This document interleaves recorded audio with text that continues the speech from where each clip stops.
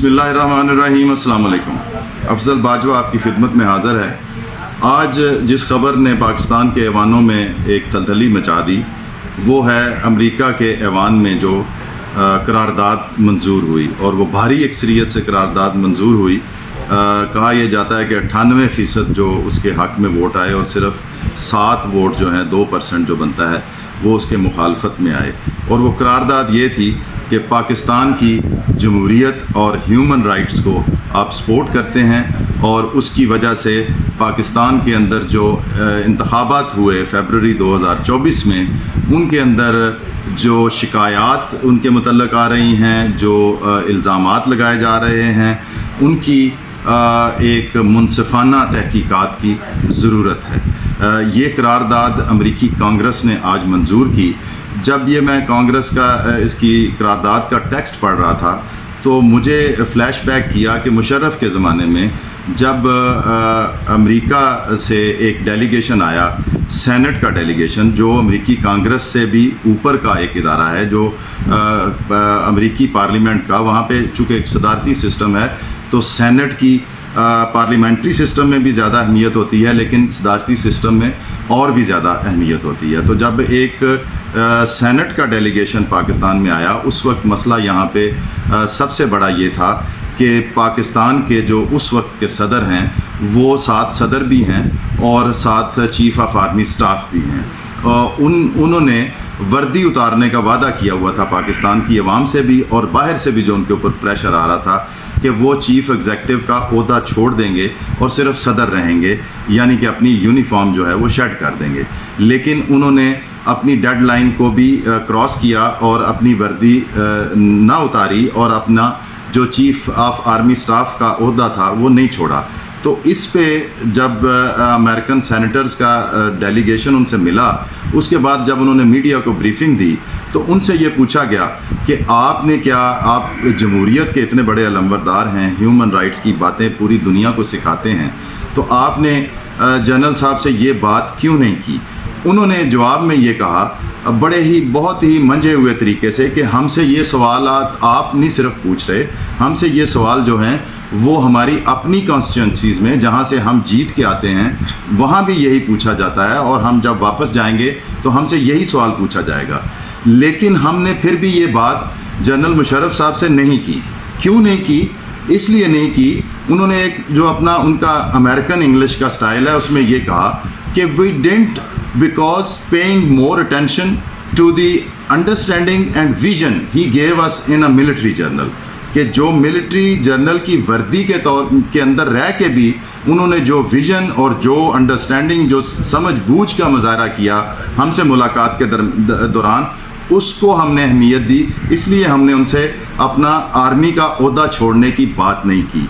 तो आप आज के दिन ये कैसे कह सकते हैं कि पाकिस्तान के अंदर जो मिलिट्री है वो इंटरफियर करती है पाकिस्तान की पॉलिटिक्स में, जब चंद साल पहले आप ये कहते हैं कि हम पाकिस्तान के मिलिट्री जर्नल को ये नहीं कह सकते कि आप अपना मिलिट्री का ओहदा छोड़ें क्योंकि आप पाकिस्तान के सदर मुंतखब हो चुके हैं, जिस तरह का भी रेफरेंडम था या जिस तरह से भी आप मुंतखब हो चुके हैं, तो अब आप अपनी यूनिफॉर्म उतारें और आप अपना आर्मी का ओहदा छोड़ें। उस वक्त आपको मिलिट्री जर्नल जो है उसकी अहमियत और उसकी विज़न और उसकी अंडरस्टैंडिंग पे इतना भरोसा था कि आपने उससे जमहूरियत की बात तक नहीं की। आज आपको जो है वो मिलिट्री अगर आपके इशारों पे नहीं नाच रही तो आप उसके ऊपर कांग्रेस के अंदर जाके एक इल्ज़ाम लगाते हैं, एक रेजोल्यूशन पास करते हैं कि जो इल्ज़ामात लग रहे हैं इलेक्शन के ऊपर उसकी तहकीकात होनी चाहिए। आप उस रेजोल्यूशन के अंदर जो है बेशुमार किस्म के जो कन्वेंशन हैं पाकिस्तान ने साइन किए हुए हैं उनका हवाला देते हैं, लेकिन उसमें ये हवाला क्यों नहीं देते कि अमेरिका ने भी नॉन इंटरफेरेंस के बहुत सारे रेजोल्यूशन और कन्वेंशन जो हैं उनको साइन किया हुआ है। उस पर आप क्यों कारबंद नहीं रहते? आप क्यों बारहा आके पाकिस्तान की पॉलिटिक्स के अंदर इंटरवीन करते हैं? यहाँ तक कि जब PDM ने इमरान खान को वोट आउट किया तो उस वक्त इमरान खान साहब ने जो सबसे बड़ा इल्ज़ाम लगाया, उन्होंने यही कहा कि अमेरिकन के कहने के पे ये मेरे ख़िलाफ़ साजिश हुई है और मुझे वोट आउट किया गया।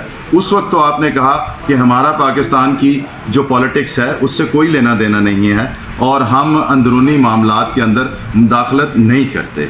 تو یہ جو ہے ڈبل سٹینڈرڈ یہ ٹاپ ٹو باٹم چل رہا ہے.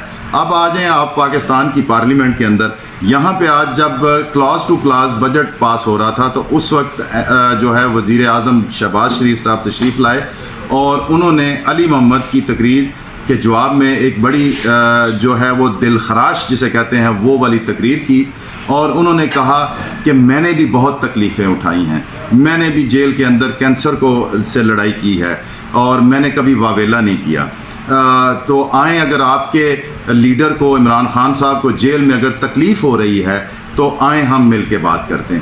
بھئی یہاں پہ پاکستان کہاں رہ گیا, یہاں پہ پاکستان اور پاکستان کے عوام کہاں رہ گئے اور پاکستان کی بہتری کہاں رہ گئی کہ جب آپ شخصیات کے لیول پہ آ گئے ہیں کہ میں نے بھی تکلیفیں اٹھائی ہیں اس لیے عمران خان صاحب کو بھی تکلیفیں اٹھانی چاہیے, اگر وہ نہیں برداشت کر پا رہے تو ہم سے آ کے بات کریں. اس کے جواب میں جو کہا وہ آپ نے سنا ہوگا کہ جو عمر ایوب صاحب ہیں انہوں نے آ کے انہوں نے بھی اپنے گلے شکوے کیے, لیکن انہوں نے شرط جو ہے بیرسٹر گوہر نے بھی اور عمر ایوب صاحب نے بھی یہ رکھی ہے کہ ہمارے لیڈر کو عمران خان صاحب کو اور باقی بھی جتنے رہنما اور ورکرز جو گرفتار ہیں ان کو چھوڑیں, پھر ہم بات چیت کریں گے. تو یہ جو پاکستان کے اندر سسٹم ہے اس پہ بھی تھوڑا سا ہمیں سوچنا ہوگا کہ جب آپ کے خلاف کیسز ہوتے ہیں پھر آپ کی بیماریاں بھی نکل آتی ہیں, پھر آپ کی کمر کی درد بھی شدید ہو جاتی ہے, لیکن جس دن آپ کے حق میں سارا کوئی فیصلہ آ جاتا ہے یا کوئی ماحول بن جاتا ہے تو آپ ایک دم سے وہ ساری بیماریاں غائب ہو جاتی ہیں اور آپ مسٹر سپیڈ بن جاتے ہیں. یہ جو سسٹم ہے اس سے صاف ظاہر ہو رہا ہے کہ جس بھی عہدے پہ کوئی آ رہا ہے, جہاں بھی کوئی کنٹیسٹ کر رہا ہے, وہ صرف اپنی ذاتیات یا زیادہ سے زیادہ اپنی پارٹی کی سیاست, اس سے آگے پیچھے کچھ بھی نہیں ہے. اور کہا یہ جاتا ہے کہ ہم جو بھی کر رہے ہیں پاکستان کی عوام کے لیے کر رہے ہیں, پاکستان کے جو ملک کی بہتری کے لیے کر رہے ہیں. اگر ملک کی بہتری کے لیے یہ لوگ کر رہے ہیں تو 77 سال سے یہ ملک نیچے کیوں جا رہا ہے؟ مسلسل پاکستان کا روپیہ جو ہے وہ ڈالر کے مقابلے میں اس کی گرانی کیوں نہیں روک رہی آج تک؟ اگر یہاں پہ جو جتنے بھی عہدیدار ہیں وہ جب وہ بات کرتے ہیں تو وہ یہ کہتے ہیں کہ ہم دل و جان سے, جب وزیر اعظم شہباز شریف قیمت بڑھاتے ہیں تو وہ کہتے ہیں میں نے دل پہ بھاری پتھر رکھ کے. آپ نے دل پہ بھاری پتھر کیسے رکھا ہے؟ آپ کے تو ہر چیز جو ہے وہ ٹیکس پیئر کے پیسے سے پے ہو رہی ہے. پتہ تو اس کو چلتا ہے, دل پہ پتھر تو اس کے آتا ہے جس نے اپنی اسی تنخواہ کے ساتھ جو ہے وہ اپنے بچوں کی فیس بھی دینی ہے. آپ جو اندھا دھند قیمت بجلی کی بڑھا رہے ہیں اس کا بل بھی دینا ہے, اور جو موبلٹی آپ نے اس کی ریسٹرکٹ کر دی ہے کہ وہ گھر سے آفس اور آفس سے گھر جانے کے لیے رات کو بیٹھ کے سوچ رہا ہوتا ہے کہ صبح کے فیول کا کس طرح سے بندوبست کرنا ہے. تو یہ وہ کون لوگ ہیں جو پاکستان کی بہتری کے لیے کام کر رہے ہیں, یا پھر ہم یہ سمجھیں کہ بہتری کے نام پہ آپ پاکستان کو مسلسل لوٹ رہے ہیں؟ یہ اگر آپ بہتری کے لیے کام نہیں بھی کر رہے, کم از کم بات تو بہتری کے لیے کر سکتے ہیں. آپ چائنا میں جاتے ہیں اور دوسرے ملک میں جا کے کہتے ہیں کہ ہمیں مان لینا چاہیے کہ ہم ناکام ہو گئے. او بھائی, ان کو کیوں بتا رہے ہو کہ آپ ناکام ہو گئے؟ آپ اپنے گھر میں آ کے یہاں پہ مانو کہ آپ ناکام ہو گئے ہیں. اور آج تک ہم نے یہ نہیں دیکھا, یہ اقرار بہت سارے وزرائے اعظم اور بہت سارے لیڈرز نے کیا ہے کہ ہم کامیاب نہیں ہو سکے, ہم ناکام ہو گئے, ہم قائد اعظم کا پاکستان نہیں بنا سکے. لیکن آج تک ہم نے یہ نہیں سنا کہ کسی ناکامی کی وجہ سے کسی ایک وزیر نے بھی استعفیٰ دیا ہو. جب پاناما گیٹ آیا تو صرف خبر آئی پاناما کی, تو آئس لینڈ ایک چھوٹا سا ملک ہے لیکن ان کے ہاں کوئی غیرت, کوئی جسے کہتے ہیں کریڈیبلٹی نام کی چیز ہے.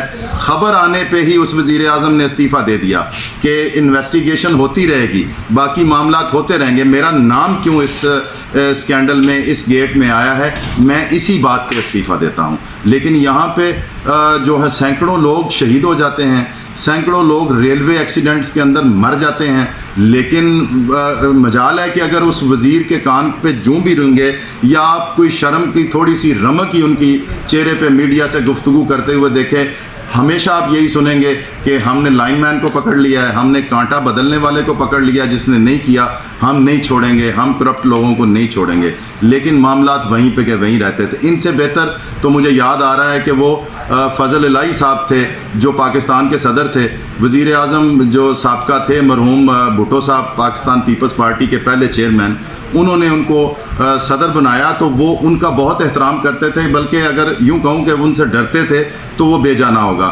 यहाँ तक कि एक दफ़ा वो उनको इतला हुई, उन्होंने अपने मिलिट्री सेक्रेटरी को बुलाया, सेक्रेटरी साहब हमने वज़ीर आज़म साहब आ रहे हैं तो हमने उनको एयरपोर्ट लेने नहीं जाना। उन्होंने कहा सदर साहब आप सदर हैं, ये हमारे प्रोटोकॉल के आपके ख़िलाफ़ है कि आप वज़ीर आज़म को रिसीव करने जाएं। उन्होंने कहा देखिए यार, नौकरी तेरी तो पक्की है, मेरी पक्की नहीं है। इसके साथ साथ वो जब चाइना गए तो वहाँ पे जाके उन्होंने खामोशी इख्तियार की। जब चाइनीज़ प्रेसिडेंट से मिले तो वो चाइना का प्रेसिडेंट तो मुकम्मल बाख्तियार होता है, उसके साथ बैठे खामोशी से। तो जो फॉरेन ऑफिस का बंदा उनके साथ था उसने कहा सर जी कोई गल करो। कहता की गल करा? कहता कोई बात करो, आप सदर हैं, वो भी सदर है। कहता अच्छा इन्हों कुछ की हाल है? उसने पूछा, उन्होंने चाइनीज़ में जवाब दे दिया। मुतबादल पूछा कि आपके सदर साहब का क्या हाल है? उन्होंने हाल चाल हो गया। फिर खामोशी होगी। उन्होंने फिर फॉरेन ऑफिस के प्रोटोकॉल के बंदे ने कहा सर जी कोई और गल करो। कहता की गल करा? कहता कोई भी गल करो। कहता फिर पूछो चाइना च मौसम कैसा है? तो उन्होंने ये चाइना का मौसम पूछ के तो इसी पे इत्तफाक किया। कोई भी बात गैर ज़रूरी मुंह से नहीं निकाली। तो इनसे तो वो बेहतर थे, कम से कम उन्होंने अपनी नौकरी बचाने के लिए पाकिस्तान की मुल्क की तो लाज रखी कि कोई ऐसी गैर ज़रूरी या ऐसी बात जिससे पूरे मुल्क को शर्मिंदगी उठानी पड़े कि आपका आज वज़ीर आज़म चाइना जाता है और जाके कहता है कि आप हम मान लेना चाहिए कि हम नाकाम हो गए हैं और हम 76 साल में कुछ नहीं कर सके। भाई उन्होंने, जिनको तुम बता रहे हो, उन्होंने तो कुछ नहीं, कहीं भी नाकामी नहीं की। उन्होंने तो अपने 800 जो है वो 80 करोड़ से ज़्यादा लोगों को गुर्बत की उससे लकीर से निकाल के ऊपर ले गए हैं। और ये चाइना की रिपोर्ट नहीं, ये वर्ल्ड बैंक की रिपोर्ट है। तो इसलिए यहाँ पे आपको किसी भी वक्त ठंडे दिल से अपने गिरेबान में सोचना चाहिए कि हमने अगले जहान में भी जाना है, अल्लाह को भी जवाब देना है। अगर आपसे अवाम नहीं पूछ रही तो आप खुद ही अपना सोचें, अपनी अगली नस्लों के लिए आप क्या छोड़ के जा रहे हैं। बहुत बहुत शुक्रिया, मिलेंगे आपसे अगली व्लॉग में।